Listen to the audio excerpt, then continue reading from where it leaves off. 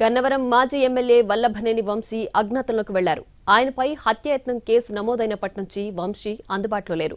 ఆయన్ను అరెస్ట్ చేయడానికి పోలీసులు ప్రత్యేక బృందాలను ఏర్పాటు చేశారు. హైదరాబాద్లో వంశీ కోసం గాలిస్తున్నట్లు తెలుస్తోంది.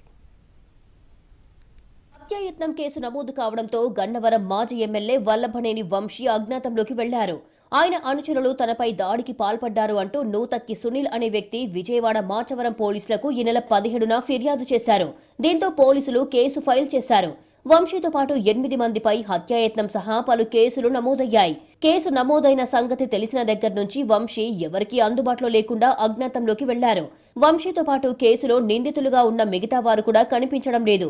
దీంతో ఈ కేసులో ఆరోపణలు ఎదుర్కొంటున్న అందరినీ అరెస్టు చేసేందుకు ప్రత్యేక బృందాలు రంగంలోకి దిగాయి. కొన్ని టీంలు హైదరాబాద్లో గాలిస్తున్నాయి. కూటమి ప్రభుత్వం అధికారంలోకి వచ్చాక వంశీపై 13 కేసులు నమోదయ్యాయి. వివిధ కేసుల్లో ఆయన 140 రోజుల పాటు విజయవాడ సబ్ జైల్లో గడిపారు. ఒక కేసులో బెయిల్ వచ్చిన తర్వాత మరో కేసులో అరెస్టు చేయడంతో వంశీ 140 రోజుల పాటు జైల్లో ఉండాల్సిన పరిస్థితి ఏర్పడింది. అన్ని కేసుల్లో బెయిల్ వచ్చిన తర్వాత వంశీ నియోజకవర్గంలో యాక్టివ్ అయ్యారు.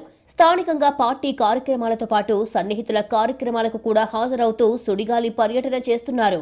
ఇదే సమయంలో 2024లో తనపై దాడికి పాల్పడ్డారు అని సునీల్ అనే వ్యక్తి ఫిర్యాదు చేయడంతో తాజాగా కేసు నమోదయ్యింది. ఈ కేసులో ముందస్తు బెయిల్ ఇవ్వాలని వంశీ ఏపీ హైకోర్టులో పిటిషన్ దాఖలు చేశారు. అది విచారణ దశలో ఉంది. ఆ విచారణ పూర్తయ్యేలోపే వంశీని, ఇతర నిందితులను అరెస్టు చేయడానికి పోలీసులు ప్రయత్నిస్తున్నారు.